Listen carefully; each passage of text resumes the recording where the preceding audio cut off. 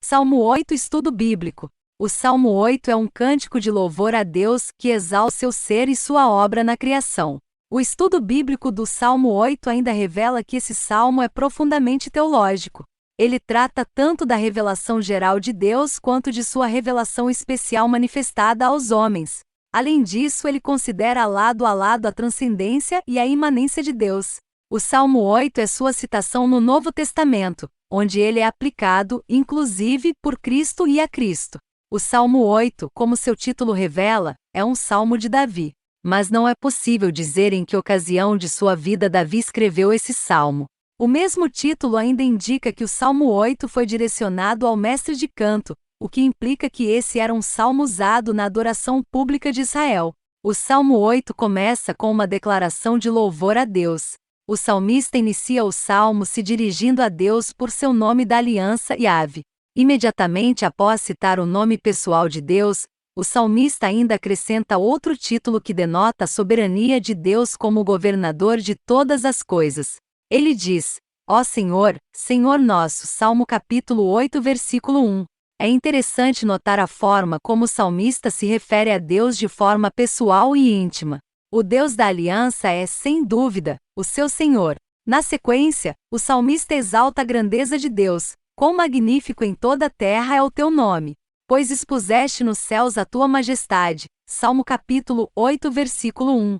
Nesse verso o salmista fala da revelação geral de Deus na natureza. O salmista diz que o nome de Deus, que nesse contexto significa o caráter de Deus que revela sua pessoa com todos os seus atributos, é magnificado em toda a terra, bem como a majestade divina está exposta nos céus. Mas aqui mais uma vez é importante enfatizar a forma como o salmista coloca todo esse conceito num único verso. O Deus transcendente cuja glória preenche os céus e a terra, é o Deus que se relaciona de forma pessoal com seu povo, de modo que podemos certamente dizer que ele é o nosso Senhor. O louvor à glória de Deus não está apenas nas alturas com a exposição de sua majestade nos céus, mas também está na boca dos pequeninos. Sim, Deus colocou o seu louvor na boca dos recém-nascidos e pequeninos. Salmo capítulo 8 versículo 2. O Senhor Jesus citou essa verdade após ter purificado o templo em Jerusalém. Mateus capítulo 21 versículo 16.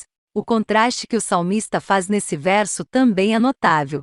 Ele coloca de um lado os débeis, pequeninos e recém-nascidos, e de outros considerados fortes, adversários, inimigo e vingador. Parece que seu objetivo é contrastar aquele que totalmente depende de Deus e aquele que pensa ser autossuficiente. No entanto, o louvor na boca dos pequeninos pode silenciar os poderosos e derrotar os inimigos de Deus. O combate entre Davi e Golias é um exemplo prático disso. 1 Samuel capítulo 17 versículo 33 ao 43. Na sequência do Salmo 8, Davi coloca ênfase na obra da criação de Deus.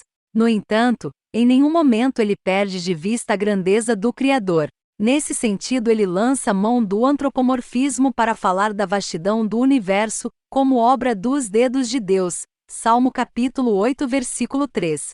É fácil perceber como o salmista coloca a grandiosidade do universo como algo insignificante diante da onipotência de Deus. Em seguida, o salmista começa a falar do homem. Primeiro ele posiciona o homem em seu devido lugar. Que é o homem, que dele te lembres? E o filho do homem, que o visites?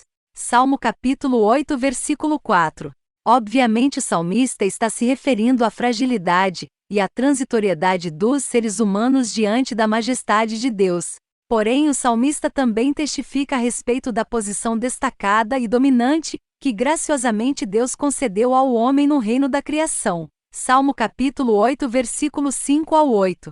Por isso ele escreve: Fizeste-o, no entanto, por um pouco, menor do que Deus e de glória, e de honra o coroaste. Salmo 8, versículo 5. Depois o salmista ainda destaca como Deus deu ao homem o governo das coisas criadas. Salmo 8, versículos 6 ao 8. Sem dúvida, o verso 5 é aquele que concentra os maiores debates interpretativos do Salmo 8. Isso porque o substantivo Deus traduz o hebraico Elohim. Sem dúvida, Deus é o significado mais comum dessa palavra nos textos bíblicos. Porém, num sentido mais genérico, ela também pode significar seres divinos, como os anjos. Então aqui a pergunta é: o salmista diz que o homem foi feito por um pouco menor do que Deus, ou que o homem foi feito por um pouco menor que os seres celestiais? As traduções bíblicas se dividem entre as duas opções. Se a primeira opção estiver correta, então obviamente o salmista tem em mente a teologia de Gênesis 1, e seu objetivo é testificar da doutrina bíblica de que o homem foi feito à imagem e semelhança de Deus, para ser seu corregente sobre o restante da criação. Gênesis 1 versículo 26. Inclusive essa tradução se harmoniza bem aos versículos seguintes, Salmo 8 versículos 6 ao 8. Mas também há apoio para a segunda opção. A Septuaginta, versão grega do Novo Testamento, traduz a palavra Elohim nesse verso como que significando anjos.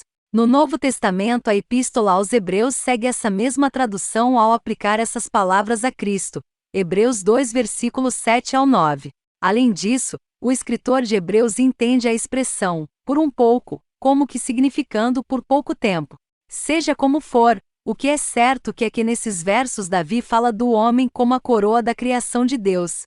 Mas é ainda mais importante entender a forma como o Novo Testamento aplica esses versos a Cristo como o homem perfeito que restaurou o domínio sobre toda a criação, fazendo certo o que Adão fez errado. 1 Coríntios 15 versículo 27, Efésios 1 versículo 22, Hebreus 2 versículo 6 ao 8. Todas as coisas estão inteiramente sujeitas ao Cristo coroado de glória e honra, e por intermédio dele os redimidos também são convidados a participar do seu governo.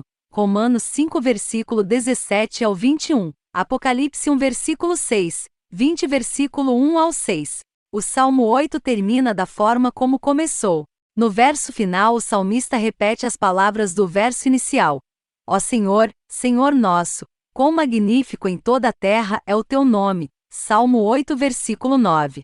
Embora esse último verso repita o primeiro, é possível que ao se deparar com ele, após passar pelos versos anteriores, o leitor consiga perceber de forma ainda mais apurada, em relação à sua leitura do primeiro verso, o profundo significado de suas palavras. O homem é a coroa da criação de Deus, mas por mais nobre e digno que possa ser o seu lugar como corregente de Deus neste mundo, sua posição mais importante é como servo e adorador que se curva diante da majestade do seu Senhor. A verdadeira grandeza do homem está em conhecer a Deus e poder se relacionar com Ele. E isto o Salmo 8 deixa muito bem claro.